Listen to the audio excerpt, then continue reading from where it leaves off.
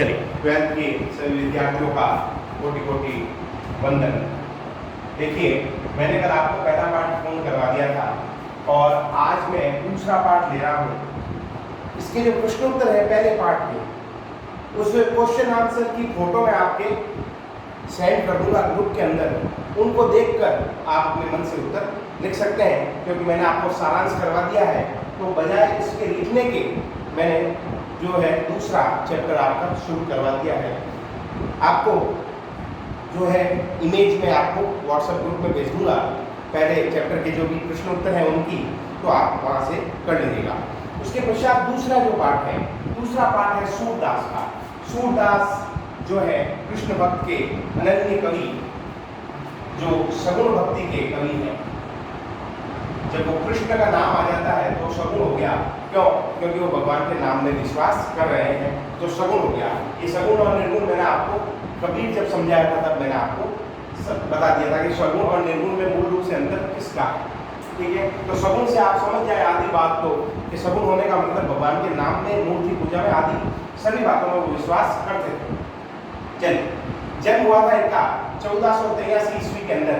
सिही गांव है, सिही गांव, सिही गांव जो दिल्ली के निकट पड़ता है, वहां पर इनका जन्म हुआ था। सूरदास नेत्रहीन थे। अब मैंने ये नहीं लिखा है कि वो जन्म से थे या बाद में हुए, क्योंकि इसका कोई तथ्यात्मक रूप से उल्लेख नहीं है कहीं भी, लेकिन ये उल्लेख जरूर है क्योंकि वो स्वयं बताते हैं कि मैं नेत्रों से हीन था, नेत्रहीन था, यानी मैं अंधा था। लेकिन कोई तथ्यात्मक रूप से या कोई सटीक रूप से कहीं ये बताया हुआ नहीं है कि ये बाद में अंधे हुए या जन्मांध थे। एक कहानी ये भी प्रचलित है कि श्री कृष्ण ने इनको दर्शन दिए और जब वो इतने मग्न हो गए तो एक कुएं में जाकर गिर गए, उसके बाद से इनकी नेत्रों की ज्योति चली गई। तो ये कुछ बातें, ये कुछ कहावतें, ये कुछ जो है कहानियां प्रचलित है, लेकिन इस पर कोई जो है तथ्यात्मक रूप से या सटीक रूप से बात नहीं की गई, इसलिए मैंने केवल लिखा है नेत्रहीन की। अगला, ये बात भी आपको आपकी किताब में नहीं मिलेगी, जो मैं 30 नंबर बात बता रहा हूँ। छोटी अवस्था में माता के कहने पर इन्होंने गृह त्याग कर दिया था। पिता से लगाव था, लेकिन जब इनके लक्षणों को देखा गया बचपन के अंदर, तब माता समझ गई कि ये गृहस्थ जीवन नहीं जी पाएगा और ये भगवान की भक्ति करेगा। तो माता की आज्ञा लेकर इन्होंने छोटी ही अवस्था में, तकरीबन बताया जाता है 7 या 8 वर्ष की अवस्था में इन्होंने गृह त्याग कर दिया था। ठीक है, उसके बाद में ये रुनकता आकर रहने लगे। रुनकता आ गए, रुनकता जो दिल्ली के निकट ही है, वहाँ आकर रहने लगे।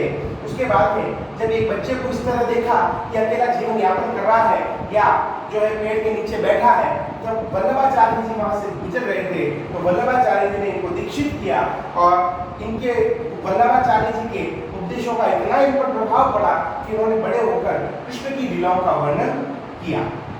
बीच में ऐसा कहा भी जाता है कि वल्लभाचार्य जी ने जो है इनको जो है ये आपके जो पर्वत है, पर्वत का नाम मुझे याद नहीं आ रहा है, गोवर्धन पर्वत, जी हाँ, गोवर्धन पर्वत पर इनको पूजा का कार्य दिया था। दीक्षित होने के बाद में वल्लभाचार्य जी ने सूरदास जी को गोवर्धन पर्वत पर श्री कृष्ण के मंदिर का निर्माण करवाया और उस पर पूजा पाठ का काम इनको सौंपा था। यहीं पर वल्लभाचार्य जी के एक पुत्र हुए थे, मुझे जगह नहीं मिल रही, यहाँ लिखा हूँ विठलनाथ। वल्लभाचार्य जी के एक पुत्र हुए थे विठलनाथ। विठलनाथ ने 8 अष्टछाप कवियों की स्थापना की थी। कितने? अष्टछाप। अब मैं तो नहीं लिख पाया हूँ यहाँ, आप मैं बोल रहा हूँ तो आप लिखते रहना, मतलब आप अपने दिमाग में रखना। जब जीवन परिचय उतारो तब ये भी बात जरूर लिखना कि वल्लभाचार्य जी के पुत्र विठलनाथ द्वारा अष्टछाप कवियों का एक संघ बनाया गया। अष्टछाप कवियों का, अष्टछाप का मतलब होता है जिसमें 8 कवि हो, वो अष्टछाप। वो किसके द्वारा बनाया गया? वल्लभाचार्य जी के पुत्र विठलनाथ द्वारा। और इस अष्टछाप की विशेषता ये मैं क्यों बता रहा हूँ, क्योंकि अष्टछाप कवियों में सूरदास जी भी थे। क्या थे? सूरदास जी भी उस अष्टछाप कवियों में स्थान पाते हैं। पहले के 4 शिष्य जो थे, पहले के 4 शिष्य जिनके नाम आते हैं वो तो थे वल्लभाचार्य जी के शिष्य, और बाद के जो 4 शिष्य जहाँ नाम आते हैं वो थे विठलनाथ जी के शिष्य। तो ये अष्टछाप जो है इसका निर्माण भी विठलनाथ जी ने किया था और इसमें सूरदास का भी नाम है। इनकी मृत्यु हुई थी 1563। प्रमुख ग्रंथ थे इनके सूरसागर, सूरसारावली और साहित्य लहरी। वर्तमान में ये 3 ग्रंथ ही ऑथेंटिक रूप से हमको मिलते हैं बाकी और भी कई लिखे होंगे लेकिन मिल नहीं रहे हैं। मिलने का मतलब यह है कि प्रामाणिक नहीं है। ये तीन ही प्रामाणिक रचनाएं हमें आज के समय में प्राप्त होती है, इन तीनों का आपके वर्णन मिलता है। और प्रमुख बात, ब्रज भाषा के कवि, ब्रज भाषा का बहुत ही जबरदस्त आधिपत्य था इनका, अन्य भाषाओं पर था, लेकिन जितना ब्रज पर था उतना अन्य किसी भाषा पर नहीं था। ऐसा कहा जाता है कि सूरदास इतने ज्ञाता थे कि वो नेत्रहीन होते हुए भी वात्सल्य भाव होता है, माँ और पुत्र का जो प्रेम होता है उससे जो रस आता है वो वात्सल्य रस होता है। वात्सल्य रस का इतना प्रभावपूर्ण वर्णन उन्होंने कृष्ण की छोटी अवस्थाओं को लेकर किया कि जो भी पढ़ता है उसके आंसू आ जाते हैं। या कोई भावात्मक चित्र है, कोई रुलाने वाला दृश्य है, तो सूर की रचनाओं को आप पढ़ लीजिए, आपके आंसू खुद ब खुद आने लग जाएंगे, ऐसा माना जाता है, ऐसा कहा जाता है। ठीक है। और कोई सुखद बात होगी, जैसे कृष्ण की लीलाओं का जो उन्होंने वर्णन किया, जिसके अंदर अठखेलियां जो कर रहे हैं माता के साथ, 9th में आप पढ़ के आए थे जिसमें माता यशोदा कृष्ण को सुलाने का प्रयत्न कर रही है, वो अठखेलियों का एक पद था। उसके अंदर जब आप पढ़ते हो तो आपके दिमाग में एक चित्र उत्पन्न होता है कि भाई हाँ, वास्तव में ऐसा जो दृश्य है हमारे सामने चल रहा है। तो ये सिर्फ और सिर्फ सूरदास ही कर सकते थे भाई, तो उन्होंने किया है। अगला है, इसलिए बड़े महत्वपूर्ण कवि थे सूरदास। शैली इनकी थी भावात्मक, चित्रात्मक, रस था रस संयोग और वियोग। श्रृंगार रस मूल रूप से था। श्रृंगार में भी दो भाग होते हैं, संयोग श्रृंगार और वियोग श्रृंगार।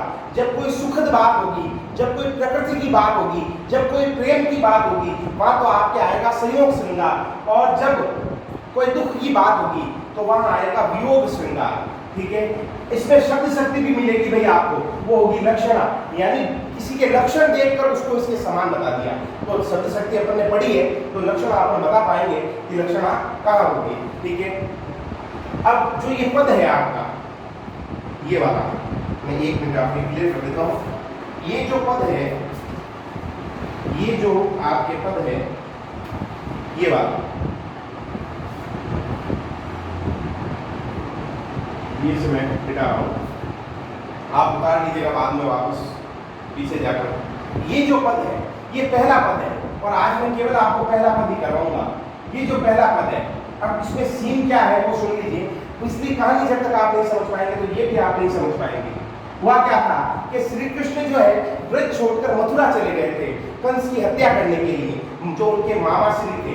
अब हुआ क्या था कि जब जब मथुरा चले गए ब्रज को छोड़कर, तो वहां की जो गोपियां हैं ब्रज की, वो श्री कृष्ण के बिना रह नहीं पाती थी। तो कृष्ण को जब ये पता लगा कि कृष्ण तो अंतर्यामी थे, भगवान थे, जब उनको ये पता लगा कि गोपियां मेरे वियोग में, देखो वियोग नाम आया, यानी गोपियां मेरे वियोग में तड़प रही है, तब उन्होंने अपने प्रिय मित्र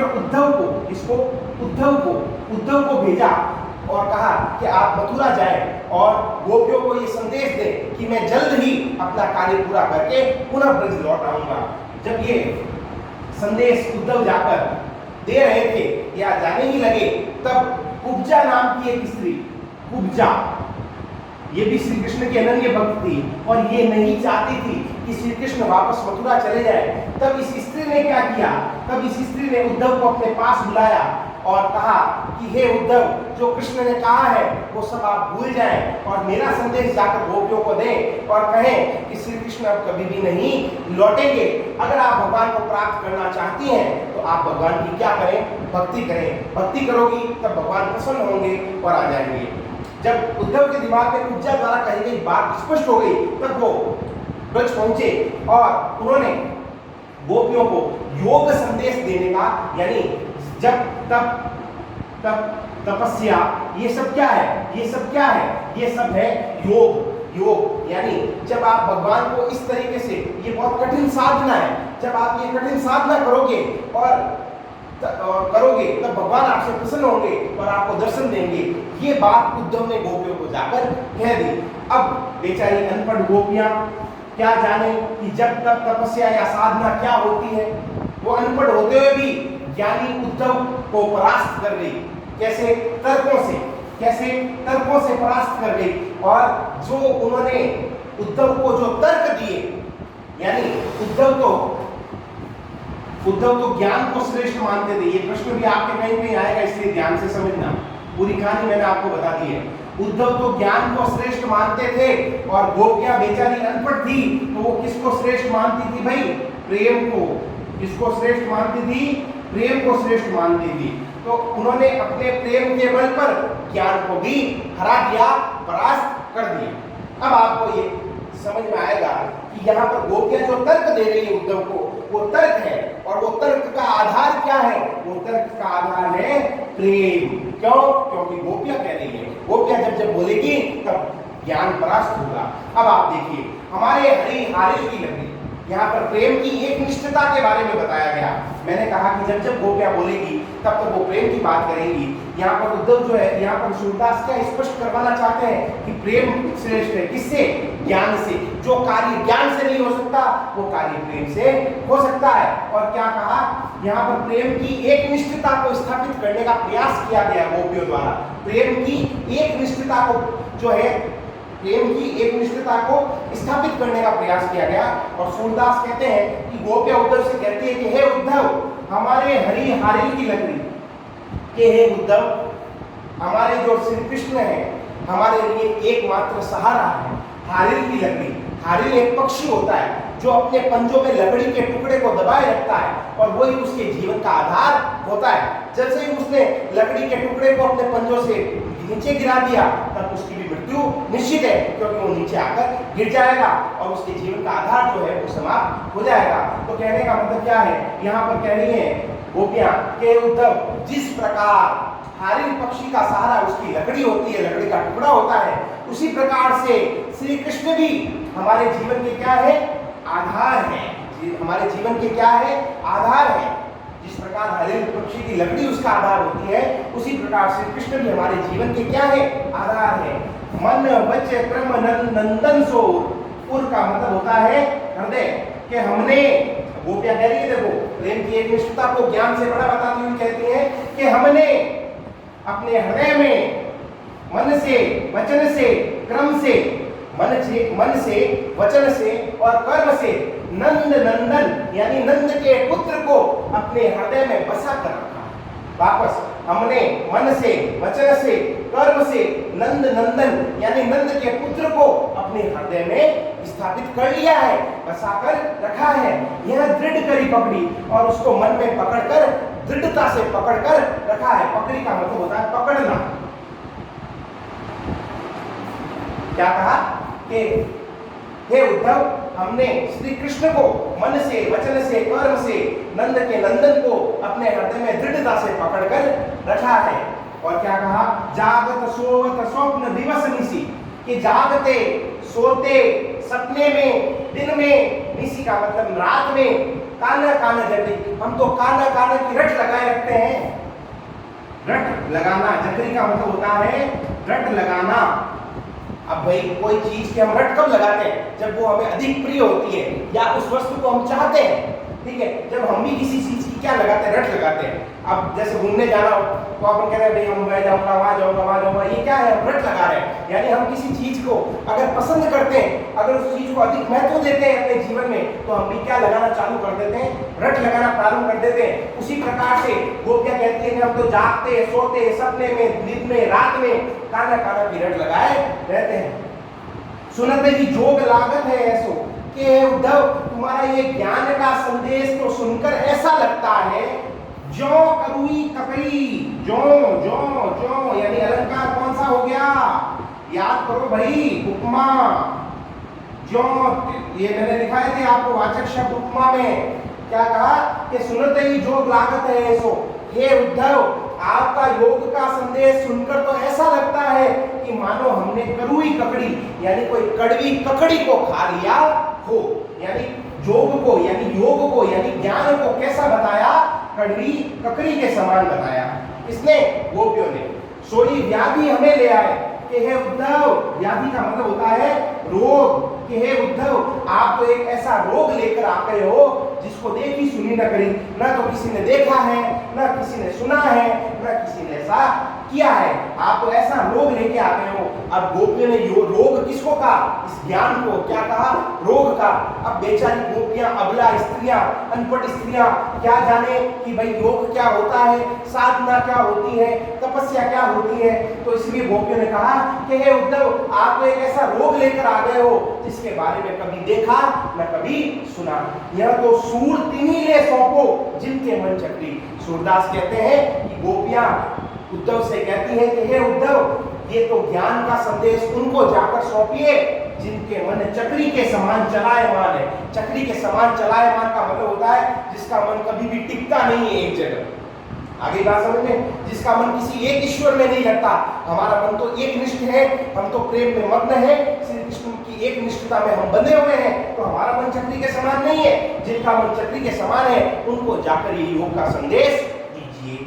ये आपके है पहला पद। मैं वापस एक बार बोल देता हूं, अर्थ बोल देता हूं, आप ध्यान से सुन लीजिएगा।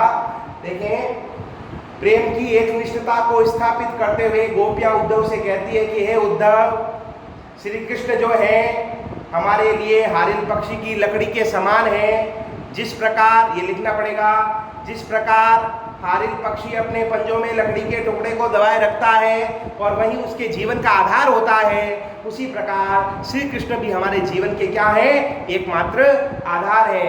हमने अपने मन से, वचन से, कर्म से नंद के नंदन को अर्थात श्री कृष्ण को अपने हृदय में दृढ़ता से पकड़कर रखा है। जागते, सोते, सपने में, दिन में, रात में हम तो काना काना की रट लगाए रहते हैं। हे उद्धव, आपके योग का या ज्ञान का संदेश सुनकर ऐसा लगता है कि मानो हमने कोई कड़वी ककड़ी खा ली हो। हे उद्धव, आप तो एक ऐसा रोग लेकर आ गए हैं जिसके बारे में हमने कभी न देखा न सुना।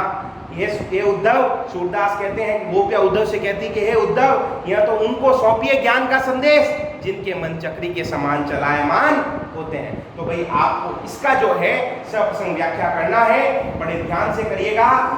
जय हिंद, वंदे मातरम, धन्यवाद।